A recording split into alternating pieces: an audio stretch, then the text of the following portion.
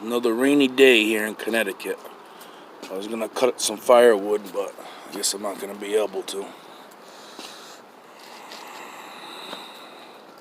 Just washed the car. Figures now it's gonna rain, but it's alright. Here's my dump truck I deliver my firewood in. 1981. It's only got 70,000 miles on it. F-350 Ford.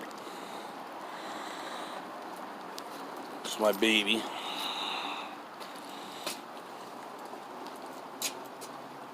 I gotta get a new bed for it though.